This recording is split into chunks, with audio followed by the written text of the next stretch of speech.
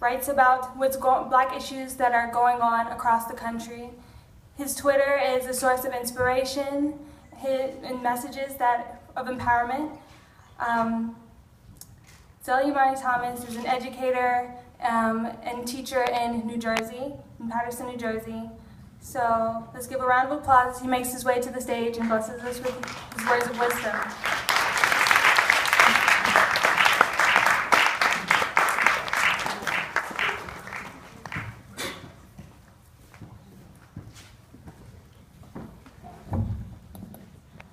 Hello, you guys hear me? Okay, thank you so much for the warm welcome, but it's really not necessary. I'm just here so I don't get fined. Shout out to my real Africans.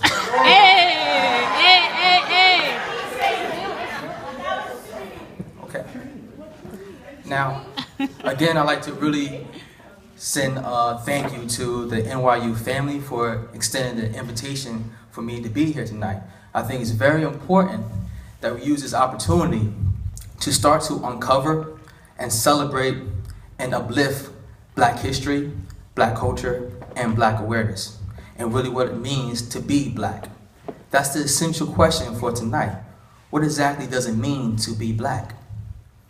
What are you?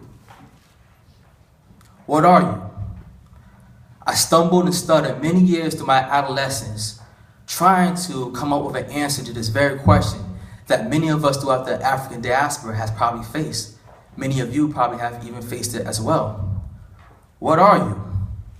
Unable to place a value on my humanity, unable and unwilling to place a value on my Black life until they can fit it neatly within the socially constructed hierarchy of Blackness. These social and self-appointed Blackness appraisers who go around the Black community assessing the value of Black bodies, increasing or decreasing their apparent social worth depending on your answer, depending on your heritage, depending on your truth. Oh, you're Haitian? You don't look Haitian. Or my favorite, are you sure you're not mixed? And then you reply, nah, I'm Black. Black. Or sometimes you say regular Black, right? I remember the first time that I was asked this question. I was in elementary school, and I was asked by this question by a girl in my class named Tanya. Now Tanya, she kind of looked like the actress from Little Orphan Annie, Quave Janet, not like, Shirley Temple or anything. And we was all standing in line in my class, or outside the classroom of Miss Johnson. And this was the 90s. So all of us had, high top fades and cornrows and Gumbies, and the girls had these colorful barrettes. Me, I had hair back then, and I had these long box braids that came down to my shoulder blades, and the ends kind of curled up like question marks. So I was over there chilling in line, and Tanya, she was standing directly behind me, and she started touching and feeling on my hair.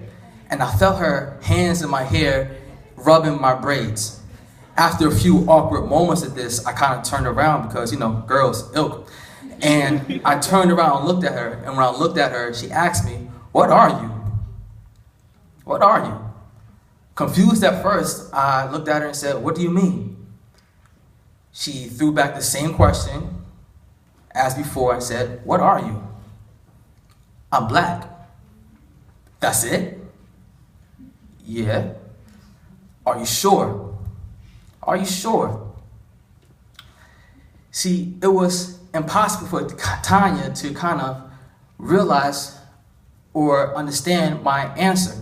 And for these Blackness appraisers, it really is, because they cannot understand how features exist on a Black body that exists outside the notions of Blackness. They're very narrow notions of Blackness.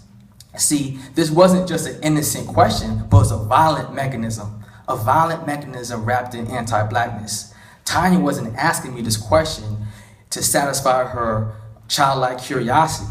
She was asking me this question to assess me, to attribute a value to my Black life, attribute a value to my Black body and my whole existence. For Tanya, there was a person standing right before her, that had this long hair and this texture that she in her mind did not conceptualize as being of a black person. Because all these years of internalizing these negative stereotypes, all these years of internalizing these negative images of what black people are, painted a picture for her of what black people should be, and that black people's hair does not grow, or black people's hair only is a certain texture. So for a person to be standing in front of her, denying this to her, and having this hair texture and having this long hair, there had to be a reason why. There had to be a reason why. So she continued to probe and continued to ask. And the only way this could be reconciled is if I said something like, yeah, my great-great-great-grandmother was 118th Cherokee. Then she'll be like, oh yeah, you got Indian in you. You got an Indian in you. See, white supremacy is violent, right? White supremacy is violent even when it's not burning crosses on front lawns, even when it's not hanging black burnt bodies from poplar trees or placing explosives next to NAACP buildings. Hashtag NAACP bombing. It's violence when white supremacy attempts to confine you in this box based off your heritage and based off your features and tries to give you a limited list of behaviors and attributes. At that very point in time, my blackness no longer became a signifier for my skin color or my heritage, but became a way for her to categorize and evaluate me based off my features, based off my beliefs, based off my behaviors, and my interests. It's like the great philosopher Frantz Fanon once said, it is not I who create meaning for myself, but a meaning already there, pre-existing, waiting for me. So Tanya had this meaning for blackness waiting for me, and she was frustrated that I not fit into her notion of what it means to be black. But how does this work? How does this work? And we have to really understand this process in order to start to unravel it. Consider this. Consider we live in a society that has people of different statures, physical statures, different heights. We have someone named Bob, and we have someone named Tim. Now, Bob is 6 feet tall, and Tim is 5 feet tall. Those are the facts. It's a fact that Bob is taller than Tim, and it's a fact that Tim is shorter than Bob. That's undeniable, and we're not trying to deny those facts. But assume also that in this society, that there is a socially accepted norm or a socially accepted standard that all short people are more beautiful than tall people, and all short people are more intelligent than tall people, and short people in generally are better than tall people. Sorry to my, tall people, but our short people gonna rock today. So we have this idea of false perception that's starting to build. Because now when you ask this person this question, why is Tim better than Bob? They do not get to the bare facts. Instead, they start to rationalize the facts. Well, Tim is better than Bob because obviously all short people are better than tall people. And since Tim is shorter than Bob, obviously he's better than Bob. And we start to rationalize oppression and you rationalize these facts. But how again does that happen? You're submerged in your oppression. You're submerged in this oppression until you develop this or this oppressed consciousness. Consider you're in a room, okay? And this room has different types of furniture, a chair, table, and a lamp. And I come into this room and I give you a pair of shades. And these pair of shades have like a blue tint to it. And you put on the shades. What happens? Everything in the room turns what? Blue. But does everything in the room actually turn blue? No. What happened was your perception of those objects changed. And with your lens, you added a new attribute and a new feature to those objects. And that's what being submerged in oppression is. That's what having this lens of oppression really is. And as I work as activists in here, and as I work as students, what our job and our duty is to help people to start to slowly remove this lens from their face to see the objects for what they really are. In relation to anti-blackness, how many in this room have ever heard the term Oreo? Wow, all of you, wow. Some of you probably have used it at one point in time, right? Just a side note, by talking to a lot of people of color in different communities, I found too that they have also similar terms, okay? Like we have, for people who don't know what Oreo is, it means being white in the inside and what? Black on the outside. Now, brown and Hispanic communities, they have the term called coconut. Meaning what? White on the inside and brown on the outside. A lot of Asian communities, they use the word Twinkie. Twinkie. Meaning white in the inside and yellow on the outside.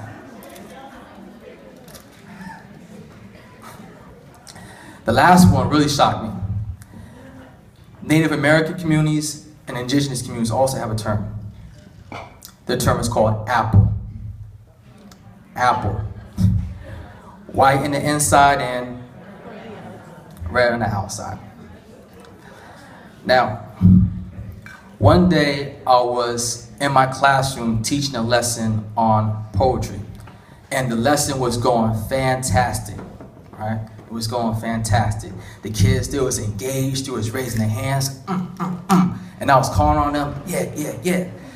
And it was going fantastic.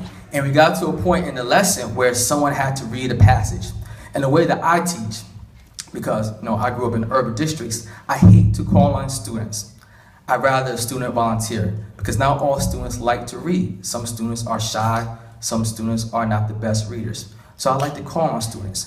And one of the students rose her hand and was real eager to read. So I let her read. And she read that passage, that poetry, beautifully. Beautifully. I was like, yes, beautiful. But as soon as she finished reading that passage, one of her classmates said to her, "You talk like a white girl. You talk like a white girl." And as soon as he said that, you see her just like shut down. She shut down. And at that point in time, she had really two options, right? She could ignore that microaggression, because that's what it was. It was a microaggression. And continue to read as fluently as she does and as beautifully as she does. Or the most dangerous option, the most violent one, is that she could succumb to his microaggression and change her speech pattern, change her fluency, or even not be engaged in class anymore, or not even participate as much in class anymore. Now, her classmate, even if forgetting that, I had to stop that in the bud, right? I had to nip that in the bud. I had to tell the whole class that you cannot act a color. You cannot act white. You cannot act black. You can only act yourself. I had to let them know that. Because in that young boy's mind, he had this notion of blackness that was wrapped up in anti-blackness. And his notion of blackness was that black people do not read. His notion of blackness was that black people do not read well, and that black people are not articulate, and that black people do not pronounce the words. That was only for white people. And since his idea of blackness was steeped in anti-blackness, anyone who existed outside that notion was automatically being white. Because she is speaking articulately, because she enjoys how to read, therefore she is now acting white.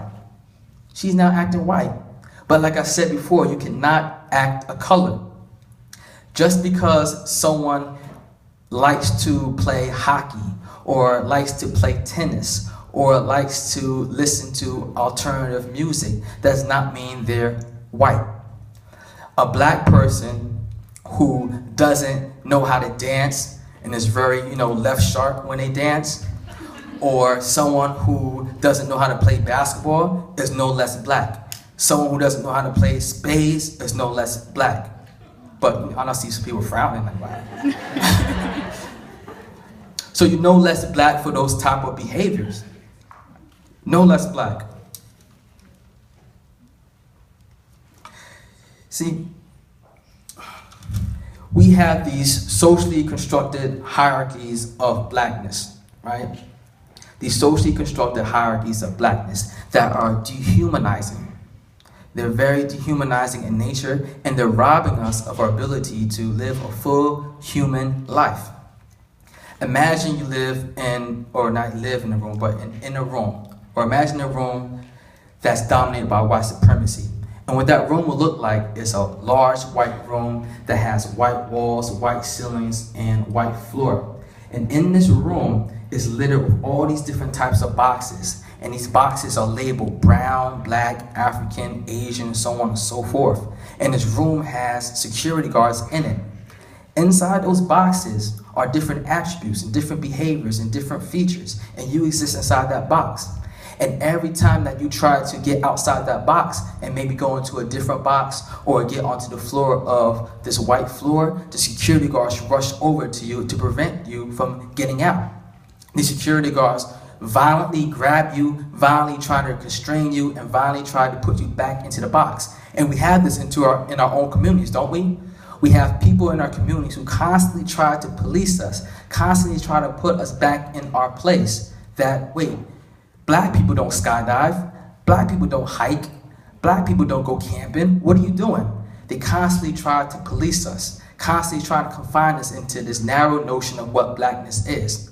And as we continue to move this lens from our face, we need to recognize the diversity of blackness.